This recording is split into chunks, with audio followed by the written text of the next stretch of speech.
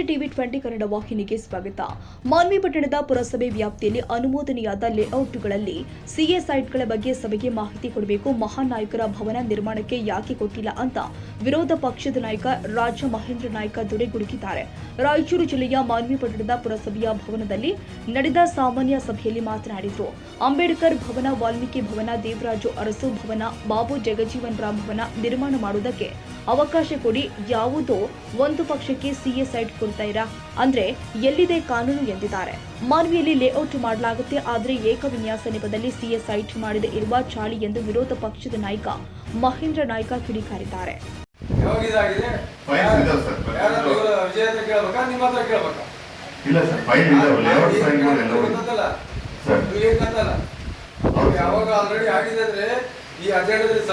ಅವಶ್ಯಕತೆ ಇಲ್ಲ. ಒಂದ್ಸತಿ ಕೊಡ್ತೀನಿ ಅಪ್ರೂವ್. ಅಬ್ಜೆಕ್ಷನ್ ಇದೆಯಾ? ಇಲ್ಲ ಸರ್, ಅಬ್ಜೆಕ್ಷನ್ ಏನಿಲ್ಲ ಸರ್. ಸಿಎಸ್ ಆಕ್ಟ್ ತೋರಿಸ್ರಿ. ಐದೇ ಸರ್, ಆಸ್ ಪರ್ ನಗರ ಪ್ರಾಧಿಕಾರ ಮೌಖಿಕ ಹೇಳಕ್ಕೆ ಇದೆ, ನಾಟಕ ಕಂಪನಿ ಅಲ್ಲ. ಏನ ಕಾನೂನು ಪ್ರಕಾರ ಸಾಮಾನ್ಯ ಸಭೆ ಅಂತೇಳಿ ಎಲ್ಲ ಜನರಿಗೆ ನಾವಿಲ್ಲಿ ಕುಂತು ಅಭಿವೃದ್ಧಿ ಏನ್ ಮಾಡ್ತೀವಿ, ಎಷ್ಟರ ಮಟ್ಟಿಗೆ ಆಗಿದೆ ಅಂತ ತೋರಿಸ್ಲಿಕ್ಕೆ ಕೊಡ್ಬೇಕಾಗ್ತದೆ. ನಾನು ಸಿಎಸ್ ಸೆಟ್ ಯಾಕೆ ಹೇಳ್ತೀನಿ ಅಂದ್ರೆ ಏನ್ರಿ ಗೌಡಾಚಾರ್ಯ, ಸಿಎಸ್ ಸೆಟ್ ಯಾಕೆ ಹೇಳ್ತಂದ್ರೆ ಸಿಎಸ್ ಸೆಟ್ ಹತ್ತರಲ್ಲಿ ಈಗಾಗಲೇ ಸುಮಾರು 20 ವರ್ಷದಿಂದ ಪರಿದುಮರೆಯವರು, ಸುಕುಮನಿಯವರು, ಲಕ್ಷ್ಮಕ್ಕವರು, ನಾವು ಏನ್ರಿ ಪತ್ರಿಕಾ ಭವನಕ್ಕೆ ಕಟ್ಟಡಕ್ಕೆ ಹೋಗ ಸಿಎಸ್ ಸೆಟ್ ಕೊಡ್ರಿ ಏನ್ರಿ, ಆಮೇಲೆ ಕನ್ನಡ ಸಾಹಿತ್ಯ ಪರಿಷತ್ ಕೊಡ್ರಿ, ಆಮೇಲೆ ವಾಲ್ಮೀಕಿ ಭವನ, ಅಂಬೇಡ್ಕರ್ ಭವನ, ಬಾಬು ಜಗಜೀವನ್ ಭವನ ಏನ್ರಿ, ಆಮೇಲೆ ಹಿಂದುಳಿದ ವರ್ಗದ ನಾಯಕ ದೇವರಾಜ ಅರಸು ಭವನಕ್ಕೆ ಒಂದಾದರೂ ಕೊಟ್ಟಿದ್ದು ಉದಾಹರಣೆ ಇದೆಯಾ? ನಾವು ಅಪ್ರೂವ್ ಕೊಟ್ಟಿಲ್ಲ, ರೆಸರ್ವೇಷನ್ ಮಾಡಿ ನೀವು ಕೊಟ್ಟಿಲ್ಲ, ಈ ಕಣ್ಣು ಮುಚ್ಚಿಕೊಂಡಿದ್ದೀರಿ ಲೇಔಟ್ ಮಾಡಕ್ಕೆ.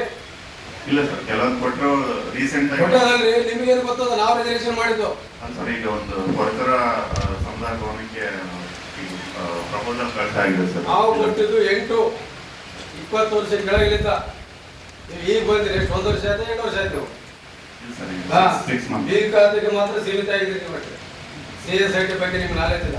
ಸಂಬಂಧಪಟ್ಟ ಜೈಗಳು ಯಾರಾದ್ರೂ ಕರೆಸಿ ಚೀಫ್ ಆಫೀಸರ್ ಸ್ಪಷ್ಟೀಕರಣ ಕೊಡಿ. ಈಗ ರೆಸರ್ವೇಷನ್ ಮಾಡಿ ಕನ್ನಡ ಸಾಹಿತ್ಯ ಪರಿಷತ್ಗೆ, ಪತ್ರಿಕಾ ಭವನಕ್ಕೆ, ವಾಲ್ಮೀಕಿ ಭವನಕ್ಕೆ, ಅಂಬೇಡ್ಕರ್ ಭವನ, ಹಿಂದುಳಿದ ವರ್ಗ ನಾಯಕ ನಮ್ಮ ದೇವರಾಜ ಅರಸು ಭವನಕ್ಕೆ ಸಾಕಷ್ಟು ಕೊಟ್ಟಿವಿ. ಆಮೇಲೆ ಸಾಕಷ್ಟು ವೃತ್ತಗಳಿಗೆ ಈಗಾಗಲೇ ನಾವು ರಿಜಿಸ್ಟ್ರೇಷನ್ ಮಾಡಿ ಅಧ್ಯಕ್ಷರ ಮಾಡಬೇಕು. ಒಂದು ನೀವು ಡಿ ಸಿ ಹೋಗಿ ಕಾಪಿ ಕೊಟ್ಟು ನಮ್ಗೆ ಈ ವೃತ್ತ ನಿಮ್ದು ಆಗಿದೆ ಅಂತ ಇದರಲ್ಲಿ ತೋರಿಸೇ ಇಲ್ಲ. ಬರೀ ಸರ್ವಾನುಮತದಿಂದ ಒಪ್ಪಿಗೆ ಕೊಟ್ಟಿವಿ. ಆದ್ರೆ ನಾವು ಡಿ ಸಿ ಅವರಿಗೆ ಇಲ್ಲ ಸರ್, ನಾವು ಇಲ್ಲಿ ಪ್ರಕಟಣೆ ಮಾಡ್ತೀವಿ, ಪತ್ರಿಕೆ ಮೂಲಕ ಪ್ರಕಟಣೆ ಮಾಡಿ ಅದನ್ನ ಯಾರನ್ನ ಅಬ್ಜೆಕ್ಷನ್ ಇದ್ರೆ ಸಬ್ಜೆಕ್ಟ್ಗೆ ಅವ್ರು ಹಾಕ್ಬೋದು, ಇಲ್ಲದ್ರೆ ಅದನ್ನ ನಾವು ಆದೇಶ ಮಾಡಿ ಕೊಡ್ತೀವಿ. ನಾನು ಈಗಾಗಲೇ ಸುಮಾರು 4 ವರ್ಷ ಕೆಳಗೆ ಕನ್ನಡದ ಪ್ರಿಯ ಹೊರನಟ ಏನ್ರಿ ಪುನೀತ್ ರಾಜ್ಕುಮಾರ್ ವೃತ್ತದ ಬಗ್ಗೆ ಕೊಟ್ಟಿದ್ದೆ. ಇದುವರೆಗೂ ನಮ್ಗೆ ಆನ್ಸರ್ ಕೊಟ್ಟಿಲ್ಲ.